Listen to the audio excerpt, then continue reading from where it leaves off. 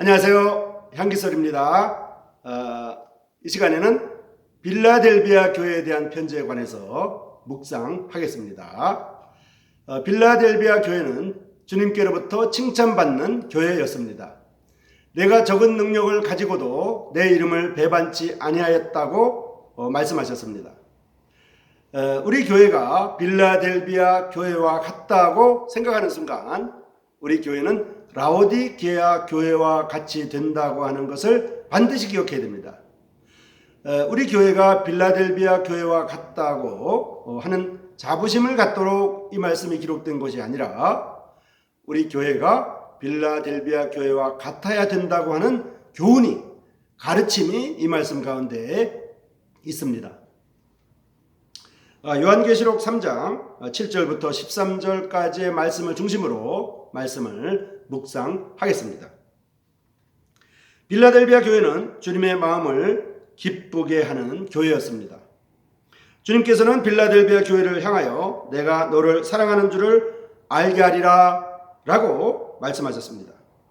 빌라델비아 교회는 큰 교회가 아니라 작은 규모의 교회였습니다. 이 교회에서는 많은 은사가 있지 않았습니다.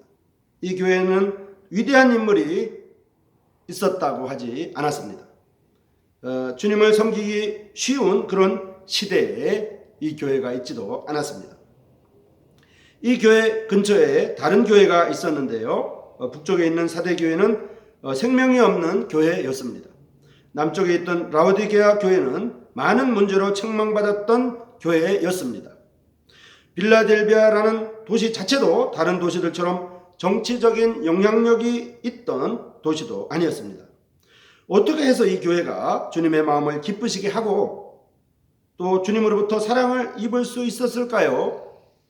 7절과 8절 말씀을 통해 이 교회에 말씀하고 계신 분이 거룩하고 진실한 분이시라는 것을 볼 수가 있습니다. 다른 사람들이 어떻게 우리 교회를 평가하느냐 하는 것은 중요하지 않습니다. 주님의 모습을 닮아 그것을 세상에 드러내고 있느냐 하는 것이 중요하고 주님의 말씀에 충성하고 있느냐 하는 것이 중요합니다. 이 교회는 사단의 반대가 격렬했습니다. 주님은 4번 이상이나 나라는 대명사를 사용하고 있습니다. 내 말 8절입니다. 내 이름 8절입니다. 내 인내 10절입니다. 내 이름 12절입니다. 또한 12절에서 나의 하나님이라는 말씀을 자주 사용하고 계십니다. 우리는 이러한 것을 통해 빌라델비아 교회가 주님의 것을 지키는 데 충성을 다했다는 것을 알 수가 있습니다. 7절 말씀에서 주님께서는 거룩하고 진실하신 분으로 나타나 보입니다. 거룩은 악한 것들 가운데서의 순결이고 참됨은 오류 가운데서의 참된 진실이라고 할 수가 있습니다. 주님은 또한 다윗의 열쇠를 가지셨습니다. 이사야 22장 22절 말씀을 보면 동일한 구절을 볼 수가 있는데요. 다윗의 열쇠를 가지셨다는 말씀은 주님께서 하늘의 보화의 창고를 열 수 있는 분이라는 뜻입니다. 그분께서 한 번 열면 닫을 사람이 없고 닫으면 열 사람이 없는 것입니다. 8절에서 빌라델비아 교회가 적은 능력을 가지고도 주님의 말씀을 지키며 주님의 이름을 배반치 아니한 결과 얻게 된 축복을 볼 수가 있습니다. 주님께서 그들 앞에 열린 문을 두신 것입니다. 두 가지 면에서 살펴볼 수 있는데 첫 번째는 이 문이 더 많은 순종의 기회를 의미합니다. 우리가 하나님께 순종할 때 더 많은 순종의 기회가 또한 주어진다는 의미입니다. 역대하 29장 말씀에서 보면 히스기야가 성전 안에 아합이 들여왔던 더러운 것들을 제거하여 여호와의 전을 성결케 하는 순종을 행했을 때 모든 이스라엘 민족이 하나가 되어 하나님을 즐거워하고 유월절을 지키게 되었던 사실을 볼 수가 있습니다. 한 말씀을 순종하면 또 다른 말씀의 순종의 기회가 열리는 것입니다. 또한 우리는 역대하 34장 말씀을 통해 유다왕 요시야가 선대 왕들로 인해 더럽혀진 여호와의 성전을 정결케 했을 때 제사장 hil기야가 율법책을 발견하고 율법책을 발견하게 되고요. 이로 인해 다시 유월절을 지켰던 사실을 확인할 수가 있습니다. 우리가 하나님의 말씀을 순종할 때 한 단계 한 단계 더 하나님께 순종할 수 있음을 볼 수가 있습니다. 또 있습니다. 에스라와 느헤미야의 경우에도 마찬가지입니다. 우리는 포로 생활에서 돌아온 소수의 이스라엘 백성이 어려움을 무릅쓰고 느헤미야를 중심으로 성벽을 재건했을 때 그들이 에스라에게 율법책을 가져와서 읽기를 요청하게 되고 이것을 통해 그들은 율법책에 있는 대로 초막절을 지키게 되었음을 볼 수가 있습니다. 느헤미야 8장입니다. 이러한 사실들로부터 순종은 더 많은 순종의 기회를 연다는 사실을 확인할 수가 있습니다. 하지만 우리가 하나님께서 주시는 진리를 거절하면 하나님께서는 더 많은 진리를 열어주지 않으실 것입니다. 이것은 교회적으로 뿐만 아니라 개인적으로도 마찬가지 원리가 됩니다. 우리는 사도행전을 통해 주님께서 사도 바울에게 복음의 문을 여신 것을 볼 수가 있습니다. 주님께서는 주님을 향한 봉사에 더욱 활동적이 될 수 있도록 문을 여십니다. 복음 전파를 위해 기회를 갖는다면 하나님께서는 더 많은 복음 전파를 할 수 있는 기회를 제공하십니다. 즐거움을 추구하는 이 세상의 신은 사람들의 눈을 어둡게 하여 복음을 가리우고 있습니다. 8절 말씀에서 빌라델비아 교회는 적은 능력을 가지고도 주님의 말씀을 지키고 주님의 이름을 배반하지 아니하였습니다. 주님께서 광야에서 시험 받으실 때 사단에 대한 주님의 답변은 사람이 떡으로만 사는 것이 아니요 하나님의 입으로 나오는 모든 말씀으로 산다는 것이었습니다. 말씀을 지킨다는 것은 단순히 말씀을 알고 그 말씀에 대해 논의하는 데서 멈추지 않고 그 말씀에 순종하는 것임을 유념해야 됩니다. 단순히 하나님 말씀을 읽고 그 말씀에 대해서 논의할 수 있을 정도까지 나가는 것, 그것이 아닙니다. 말씀을 읽고 그 말씀에 대해서 논의하고 교제하는 데서 더 나아가 그 말씀에 순종하는 것임을 반드시 유념해야 됩니다. 8절에 나타난 이 말씀은 10절에 있는 내가 나의 인내의 말씀을 지켰다라는 말씀과 유사한 말씀입니다. 그들은 주님의 이름을 영화롭게 했습니다. 마태복음 18장 20절에 보면 두세 사람이 내 이름으로 모인 곳에는 나도 그들 중에 있느니라는 말씀에서 주님의 이름으로 모인다는 것은 주님의 이름의 권위를 인정하고 주님이 충분하신 분으로 알고 모이는 것입니다. 우리가 행하는 모든 실행은 주님의 이름을 인정하고 그분을 영예롭게 하느냐 하는 문제와 연관되어 있습니다. 교회의 질서를 무너뜨릴 때 주님의 이름을 영예롭게 하지 못하게 됩니다. 9절 말씀을 통해 우리가 주님을 기쁘시게 하는 순간에도 우리는 사단의 반대에 직면하지 않을 수 없게 됨을 봅니다. 사단의 회, 즉 자칭 유대인이라 하나 그렇지 않고 거짓말하는 자들이 나옵니다. 이렇게 대적하는 무리 가운데서 주님은 소수의 사람들을 구원시키시고 그들로 하여금 이 교회의 가치를 깨닫게 하시는 것을 볼 수가 있습니다. 우리가 진리를 타협하면 그 사람들이 구원을 받을 수도 있을 거야 라고 생각할 수 있습니다.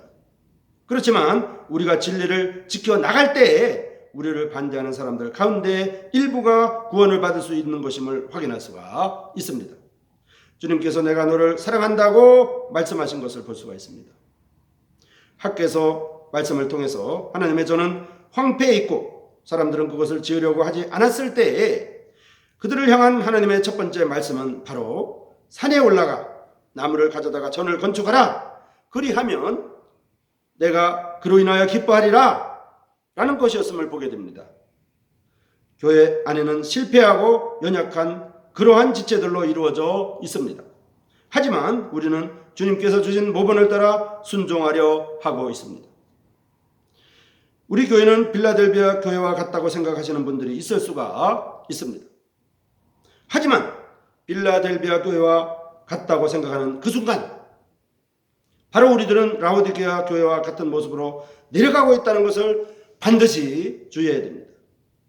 우리는 항상 겸손해야 됩니다. 교회에 대한 말씀입니다. 10절 말씀에서 휴거에 관한 말씀을 대하게 됩니다. 10절과 11절에 우리는 주님의 다시 오심에 대한 약속을 읽습니다. 12절과 13절 말씀에서 우리는 이기는 자에 대한 보상에 관한 약속을 읽게 됩니다. 주님의 보상은 첫 번째로 이기는 자로 하여금 성전의 기둥이 되게 해주시겠다는 것입니다.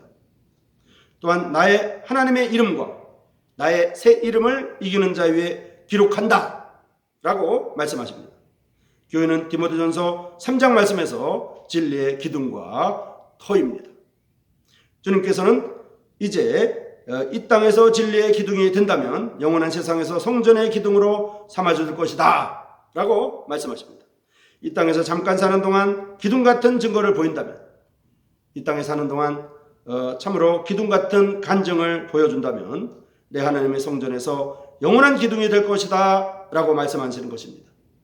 주님은 이 땅에서 내 이름을 붙들고 있었으므로 나는 내 하나님의 이름을 너희들 위에 기록할 것이다 라고 말씀하십니다. 또한 주님은 나의 새 이름을 기록하신다 라고 말씀하십니다. 초반부에서 그들이 주님의 이름을 보존했다는 것을 보았습니다.